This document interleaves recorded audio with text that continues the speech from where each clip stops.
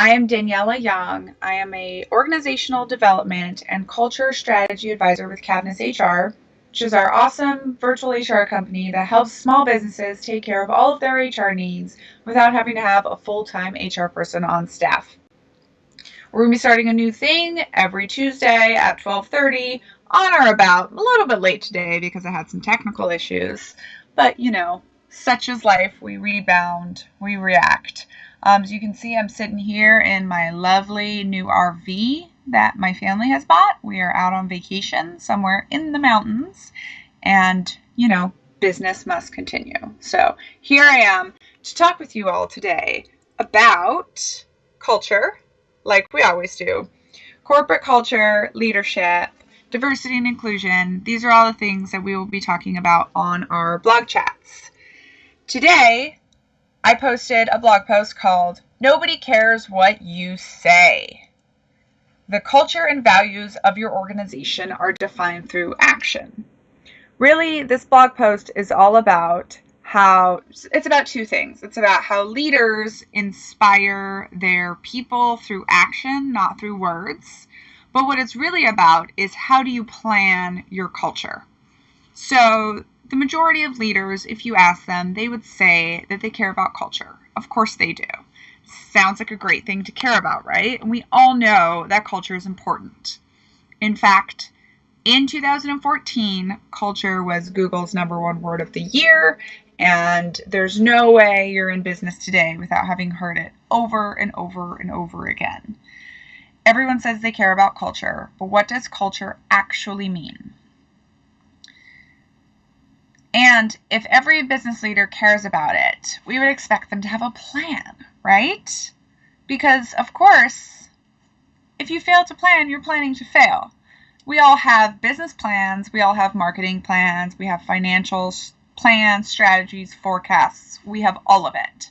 So we would expect that for something as important as culture, we're going to sit down and we are going to plan it. But what does it mean? What does planning something like culture actually mean? So I'm going to start off with my favorite definition of culture, and if you follow me, you've heard this time and time again, but culture in an organization is a complete index of every interaction that goes on between the people in your organization. I love that definition because it shows you how huge that is, what a big deal culture is. And it also sort of re-emphasizes that there's no easy button for culture. You're not going to do one quick team building activity and all of a sudden your culture is cool. Culture is something that you're constantly over and over and over again revisiting as a leader. And to do that, you need to do some deliberate planning. Deliberate planning for how you are going to cultivate the culture that you want in your organization.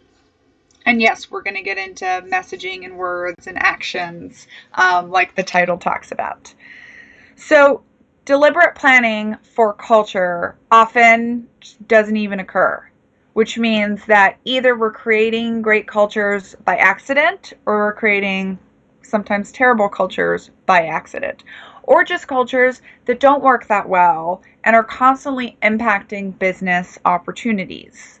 People think they have a problem with turnover, but as a speaker that I love said to me recently, nobody has a problem with retention. They have a problem with this is BS, right? People don't want to stay around in a job they don't like and in a culture that doesn't work for them. No organization that has an amazing culture where all of their employees are fulfilled and happy has a problem with retention. People stay when they love your culture. And in fact, as much as people love to think sometimes that culture is frou-frou or it's a nice buzzword, but it doesn't really have anything tangible to it, Harvard just published a 22-year study a couple years ago that showed that over a study of businesses of all sizes over 22 years, culture actually makes a huge difference. And it was huge to the tune of 756% profit. Now that is a big deal. That is something that we really want to focus on as business leaders. So there are so many different ways to plan for your culture. There's different strategies. The most important thing is that you do it. Whatever your planning process is, however you like to make your plans for everything else in your business, culture should be one of them, and culture should be an important forefront. And with culture, something that falls into culture, but something that, again, oftentimes getting ignored, and I always like to remind people about, is leadership development programs. You should have within your culture an intentional focus program, question that you're asking yourself about what are you doing to develop leaders, people within your organization that are currently not in leadership positions that you would like to see in the future, or that are in leadership positions and you want to see them increase and grow. Okay, so we want to sit down and we want to think about culture. We want to make probably a 1 to 3 year plan on how we're going to develop culture and how we're going to get to the end goal. And there's so many different ways to do this, like we said. And the specific ways is not the focus of the blog post for today. But I will say that at Cavness HR, we do have a very unique and also very simple template for helping business leaders to think about culture planning. Our template is based off of the Business Model Canvas, which is kind of a cutting edge thinking about how to plan both visually and in writing, but not like 80-page business plan type of writing, visually changeable the exact way that a business plan needs to be, and how you can use that model to plan your new business or your startup or your small business. And so at Cavness HR, we've taken that and we've adapted that for culture planning structure. So how you can go through and you can, starting with values, starting with purpose, all of those great things that we hear about. Sometimes we even know what our values are, but they're too high in the sky to actually allow us to use those to make the everyday decisions. With the planning, that is exactly what you're doing. You're figuring out what exactly are your values? What exactly is your purpose that you and your entire team agrees on? And then how is that going to walk through every step of what we do in our business to the point where it is actually impacting our culture, to the point that we are actually literally making decisions based off of values, the way that we say that we are. Okay, so now we're going to fast forward. We're going to pretend that you have done your planning. And again, for more information on how to do this planning, please feel free to reach out to us. We'd be more than happy to have a conversation with you and explain our process. So now that you've done the culture planning, you have this strategy, you know what your 5 real values are that are going to impact every decision.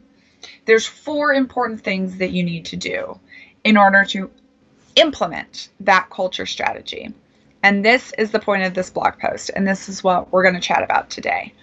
By the way, if you're watching this, please feel free to say hi or ask questions, and I will be happy to answer them. Okay, so the first thing that we need to do is we need to message the plan to our people. Hopefully, as a business leader, you didn't make this plan in a vacuum. Hopefully, you did it with your key executives or your key people that are involved in your everyday decisions. And if that is the case, good for you. Now you still need to get the rest of your people on board. You need to do very consistent messaging. Messaging comes in many forms. Everything we're going to talk about here comes in many different forms. But the key things are your people need to know what those values are and how you expect them to be incorporated into everyday life and everyday work, which should have been a key part of your planning. It's how you're going to do those values. And everybody needs to know what those values are, what those goals are. This mirrors any kind of normal operations planning, right? Where the best practice is that everyone on that team, everyone involved in that project knows exactly what the end goal is.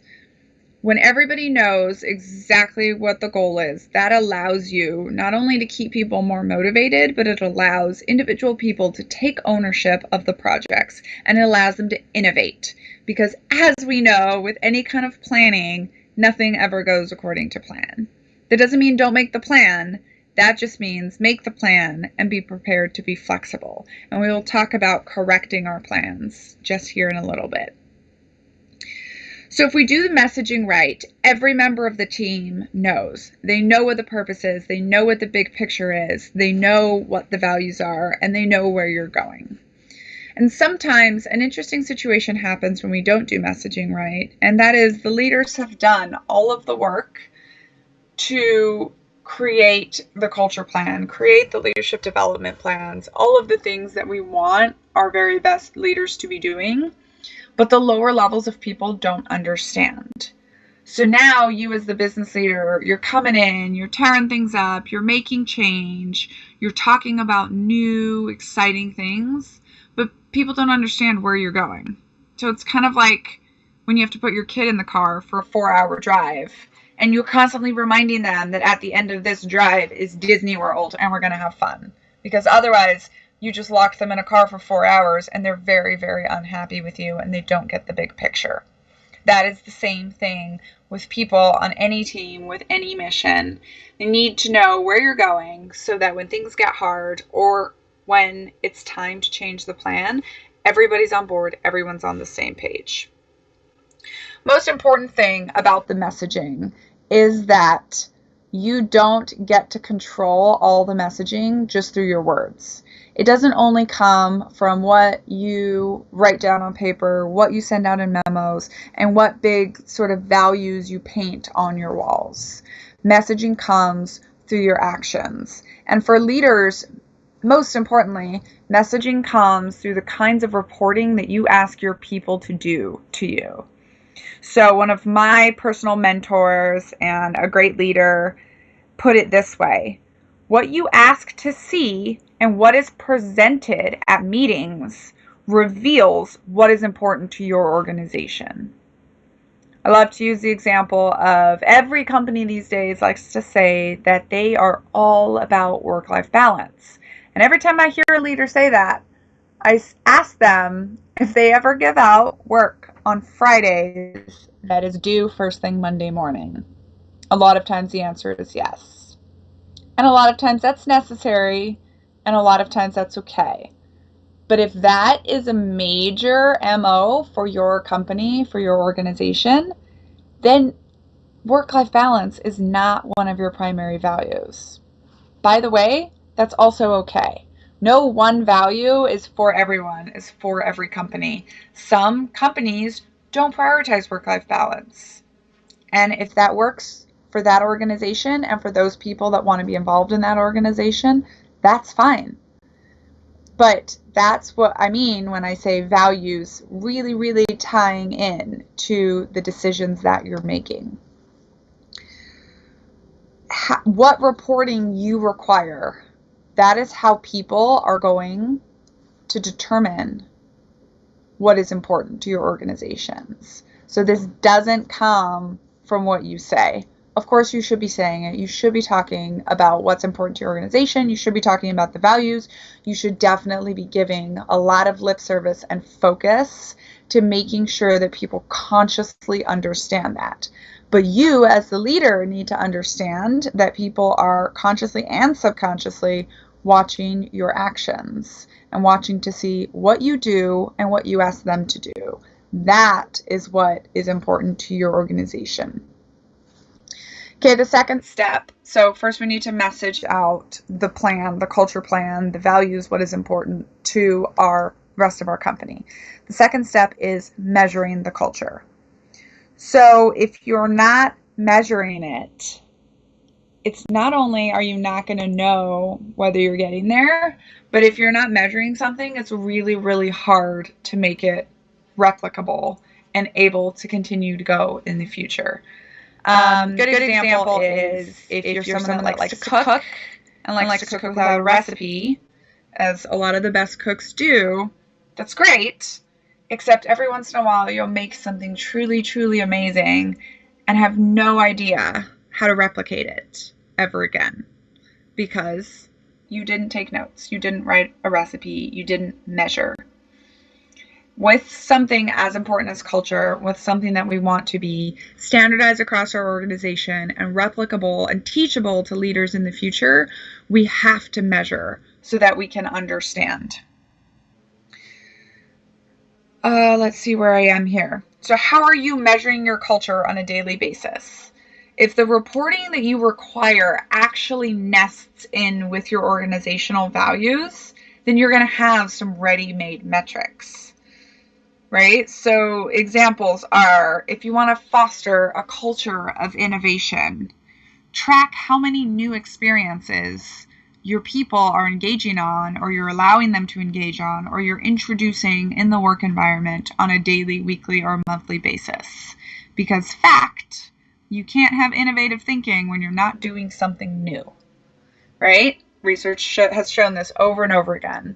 So if you really truly want a culture of innovation, which is maybe not for everyone, sounds great, but if that is one of your top values, there's a way to track that. There's a way to measure how you're making that and then measure the results, right? If you want to guard against insular thinking, this is another one of my favorite ones. You don't want to create an echo chamber. You want to make sure you're not having not created here syndrome, right? We only use the things in our company. We only do things the way we've always done things. There's a million ways to say that, right? But insular thinking, which is, again, very much an enemy of innovation and also an enemy of staying on the cutting edge in your line of business. You can make a requirement, which you can also then track, that, let's say, for example, 25% of new ideas introduced in your business planning meetings need to be stolen or borrowed from outside the organization.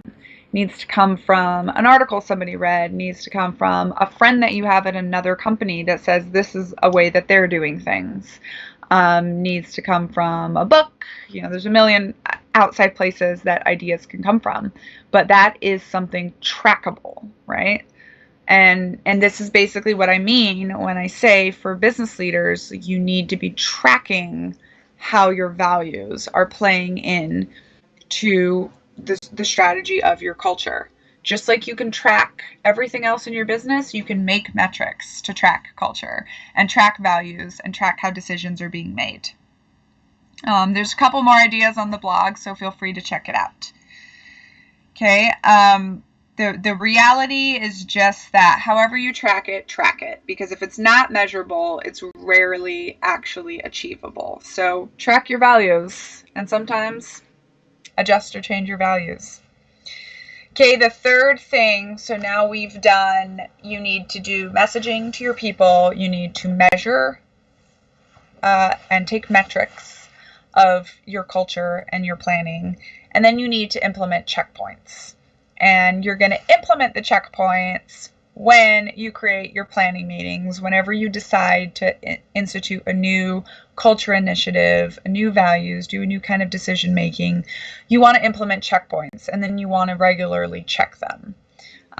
So the concept behind checkpoints is, if you think of a compass, if you've ever navigated with a compass, you're shooting an azimuth. It's a straight line between where you are and where you're trying to get. And if you're going any kind of significant distance, you really want to make sure that you're on point, because when the needle is back here where you're standing, a tiny, tiny, tiny variation can put you miles off of your goal when you get down the road in a straight line. So when you're doing any kind of planning, this is something that I learned from my time in the military, when you're doing any kind of planning to navigate over any distance, whether in the ground, in the air, in the sea, you set up checkpoints so that you don't get 50 or 50,000 miles across the world and realize that you're at a completely wrong location. You figure that out when you've only gone 5 miles, and you can just look to where you're supposed to be and readjust. It's the same thing we need to do with culture. And setting up checkpoints really requires being honest with yourself, realizing that you're not perfect, and realizing that you don't know how to create a perfect culture. Nobody does. You don't know whether one initiative is going to be something great or is going to be something that you didn't consider at all. You can do your best planning, and hopefully you do. Hopefully in your planning sessions you have all kinds of diversity of perspective. You're asking what your knowns and your unknowns are, and you're getting as set up as you possibly can before you implement any kind of new initiative. But you don't know. Unless you go back and check, you don't know how your people are reacting to that, or if there's something unintentional that happened along with that new initiative.